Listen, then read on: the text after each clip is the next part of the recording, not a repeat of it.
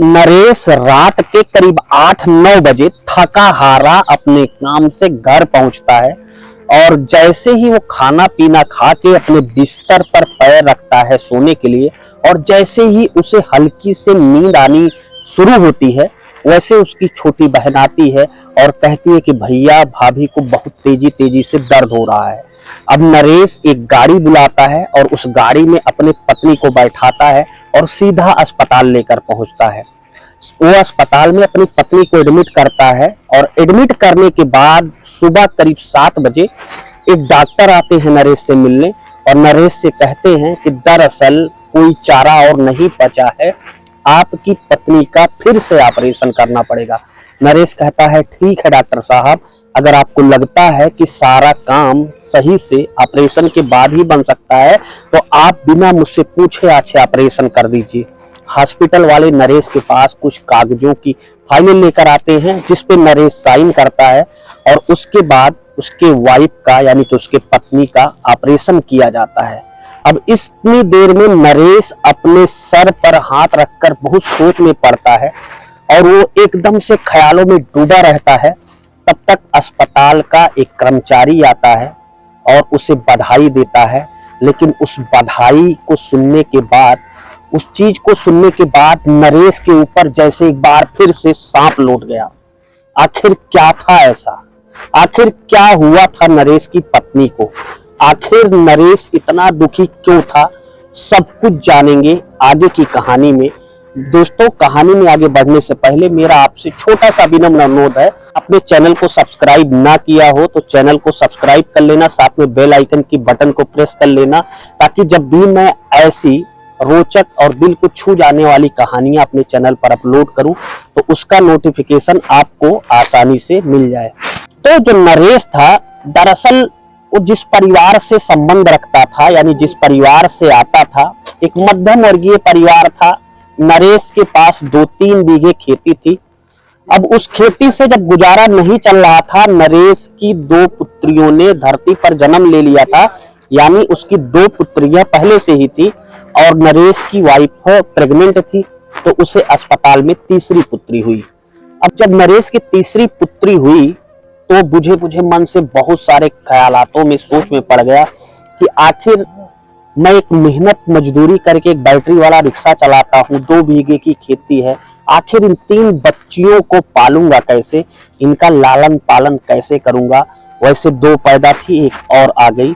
अब वो अपनी वाइफ को अस्पताल से डिस्चार्ज करा के अपने गांव यानी कि अपने घर पहुंचता है और जब घर पहुंचता है तो पड़ोसी मोहल्ले वाले मजा लेने के लिए उसके पास आते हैं और बधाई देना शुरू करते हैं। नरेश को बहुत बुरा लगता है, लेकिन नरेश कर भी क्या सकता है क्योंकि वो भगवान की दी हुई चीज थी, उसमें किसी का जोर नहीं है, लड़का होगा या लड़की होगी ये सब कुछ भगवान डिसाइड करता है। अब धीरे धीरे समय कटने लगता है। नरेश अपना बैटरी वाला रिक्शा और 2 बीघे की जो खेती थी उसमें फल फसल गेहूं चावल सब कुछ लगाता था और खाने पीने के बाद जो थोड़ा बहुत बच जाता था उससे बेचकर, और जो नरेश टेम्पू चलाता था बैटरी वाला रिक्शा, उससे जो उसकी कमाई होती थी उन कमाई को अपने बच्चों पर खर्चा करता था, तीनों पर। अपनी पत्नी को जो कुछ बचाता था दे देता था।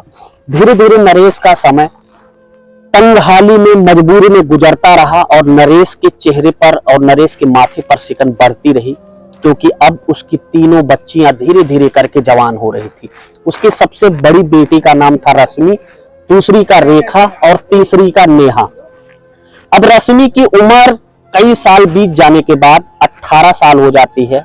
18 साल बाद नरेश को उसके गांव के उसके पड़ोस के लोग कहने लगते हैं कि भाई देखो अब तुम्हारी बेटी रश्मि बड़ी हो गई है, अब इसकी शादी कर दो।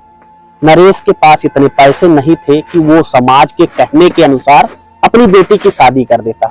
नरेश समाज के लोगों को समझाता है कभी मेरी बेटी रश्मि पढ़ रही और पढ़ने में बहुत अच्छी है, शायद वो कुछ बन जाए तब मैं अपनी बेटी की शादी करूंगा। लेकिन समाज का इतना प्रेशर आ रहा था कि नरेश पागल हुआ घूम रहा था। अब नरेश को एक दिन पता चला कि उसकी बेटी ने कक्षा 12 में टॉप किया है, पढ़ाई में बहुत अव्वल आई है, पूरे क्लास में सबसे ज्यादा उसे पूरे स्कूल में कक्षा 12 में नंबर मिले हैं। तो अपनी बेटी को पढ़ाने की ठान लेता है उसकी बेटी एक दिन कहती है कि पापा मैं एक अधिकारी बनना चाहता हूँ। अब नरेश सोचता है कि कैसे मैं इसे अधिकारी बनाऊंगा। वो अपनी बिटिया से लेकिन ये सब बातें नहीं बताता है। वो अपनी बिटिया रश्मि से कहता है कि बिटिया तुम परेशान मत हो, मेरी जितना चलेगी, मेरा जितनी मेहनत करनी होगी मैं करूंगा, तुम पढ़ाई जारी रखो।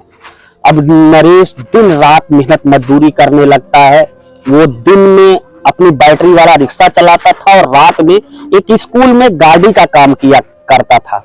उसी स्कूल में नरेश को स्कूल के जो मालिक थे उनसे मुलाकात हुई और जब उन्होंने बताया और जब नरेश ने उन्हें सारी बात बताई तो स्कूल के मालिक को दया आ गई। स्कूल के मालिक ने कहा कि आप बहुत मेहनती इंसान हो, हम आपकी पूरी हेल्प करेंगे। अब वो स्कूल के मालिक नरेश की पूरी हेल्प करने लगे। अब नरेश अपनी बिटिया को पढ़ाने लगा। अब धीरे धीरे वो ग्रेजुएशन फाइनल कर ली और यूपीएससी की तैयारी करने लगी। यूपीएससी की तैयारी करने के दौरान ही नरेश से बहुत लोगों ने कहा कि भाई साहब बिटिया है, इतना जल्दी यूपीएससी इतना हलवा एग्जाम नहीं है जो बिटिया क्लियर कर लेगी। आप शादी कर लो, शादी के बाद भी अधिकारी बन सकती है, ऐसा कोई रोक नहीं है। लेकिन नरेश अपनी बिटिया से पूछता है तो उसकी बिटिया कहती है नहीं पापा, मुझे आप मेहनत करने दो, मेहनत से पढ़ाई करने दो, मुझे लग रहा है पहले ही प्रयास में यूपीएससी क्लियर कर लूंगी। नरेश खुश हो जाता है और अपनी बिटिया रश्मि से कहता है हाँ बेटा तुम मन लगाकर पढ़ाई करो, बस ये समाज है, ये दुनिया है, जो कहती है उसे कहने दो, तुम अपने काम पे लगी रहो बस। नरेश की बिटिया रश्मि कुछ दिन बाद यूपीएससी का एग्जाम आता है, प्री एग्जाम पास कर लेती है। उसके बाद मेंस आता है, मेंस भी पास कर लेती है, लेकिन इंटरव्यू में वो फेल हो जाती है। और जब ये नरेश को पता चलता है तो नरेश को बहुत धक्का लगता है। नरेश ये सोचने लगता है कि कितनी गरीबी, कितनी मेहनत मजदूरी करके मैं एक एक पैसा इकट्ठा करके, ये तो शुक्र कहो भगवान का कि वो स्कूल के प्रबंधक थोड़ा बहुत सहायता कर देते हैं, मैं कैसे अपनी बेटी को पढ़ाता हूँ। लेकिन इतनी कठिन परीक्षा है, हो सकता है बिटिया पहली बार में ना ट्राई कर पाए, पहली बार में इस एग्जाम को ना क्वालिफाई कर पाए, ना पास कर पाए। तो अपनी बिटिया को ढांढस बंधाता है। बिटिया धीरे धीरे पढ़ते पढ़ते अगली बार फिर से यूपीएससी की परीक्षा में बैठती है। इस बार बिटिया प्री भी क्वालिफाई करती है, मुख्य परीक्षा भी क्वालिफाई करती है, इंटरव्यू में लेकिन वो पिछली बार की तरह दोबारा फेल हो जाती है। अब गांव के रिश्तेदार के सब लोग नरेश को ताना मारने लगते हैं, उसकी बिटिया को ताना मारने लगते हैं। फिर से वही बातें कि इतनी जल्दी कोई यूपीएससी क्लियर नहीं कर लेता है, इतनी जल्दी कोई यूपीएससी क्वालिफाई नहीं कर लेता है। लेकिन नरेश फिर से कहता है कि बिटिया तुम पढ़ाई करो, अब की बार तुम मन से पढ़ाई करो, जो होगा वो देखा जाएगा। उसकी बिटिया रश्मि अब की बार पूरा तन मन से लग जाती है पढ़ाई करने के लिए और उसका बाप नरेश धन से लग जाता है कि बिटिया को मैं अधिकारी बना के ही छोड़ूंगा। वो निश्चय कर चुका था, वो दृढ़ प्रतिज्ञा कर चुका था नरेश कि चाहे जो वो समाज, रिश्तेदार, अगल बगल, अड़ोसी पड़ोसी कुछ भी कहें, लेकिन इनका कोई मतलब नहीं है, मैं अपनी बिटिया को अधिकारी बनाऊंगा ही। और रश्मि भी अपने पापा का मान रखती है और तीसरी अटेम्प्ट में ही यूपीएससी की अब की बार जब वो परीक्षा देती है तो प्री भी क्वालिफाई करती है, मेंस भी क्वालिफाई करती है और इंटरव्यू भी क्वालिफाई करती है और उसकी अच्छी खासी रैंक आती है और वो आईएएस बन जाती है। जब वो आईएएस बनती है, जिस दिन रिजल्ट आना था, घर में बहुत गहमा गहमी थी। जैसे ही रात के 8 बजते हैं, गरीब घर था, फोन इंटरनेट इतना था नहीं, तब तक नरेश के एक रिश्तेदार का फोन आता है कि भैया यूपीएससी का रिजल्ट आ चुका है और आपकी बिटिया की अच्छी रैंक आई है, उसे आईएएस अलॉट किया गया है और वो अब डीएम बन गई है। पूरे घर के, पूरे परिवार के लोगों का खुशी का ठिकाना नहीं रहता। और नरेश की जो दोनों बची हुई बेटियां थी वो भी अपनी बड़ी बहन रश्मि की तरह मेहनत करती थी पढ़ाई में। उनमें से एक बहन रेलवे में टीटी हो जाती है और दूसरी बहन पुलिस में एसआई यानी कि सब इंस्पेक्टर हो जाती है। दोस्तों ये कहानी ही नहीं, ये आज समाज की एक हकीकत है। जब भी कोई ऐसा तबका या जब भी कोई ऐसा घर मजबूरी में अपनी बेटियों को आगे बढ़ने के लिए सोचता है, प्रयास करता है या उसके पीछे लगन मेहनत से काम करता है, तो समाज के लोग, यही समाज, बगल के लोग और बहुत सारे लोग हंसते हैं। और समाज की ये भी एक हकीकत है कि आज हम बेटियों को कमतर आते हैं, जबकि बेटियां आज के जमाने में किसी भी मामले में पुरुषों से कम नहीं है। अगर लगन और मेहनत से काम किया जाए तो शायद ही कोई ऐसा लक्ष्य है जिसे हम भेद नहीं सकते या जिसे हम पा नहीं सकते हैं। फिलहाल आपको ये छोटी सी कहानी कैसी लगी और आप कहानी कहां से देख रहे थे, हमें अपने दिल की राय कमेंट बॉक्स में जरूर बताएं। उम्मीद है कहानी आपको पसंद जरूर आई होगी। अगर कहानी पसंद आई हो तो इसे अपने जानने वालों तक शेयर जरूर कर देना।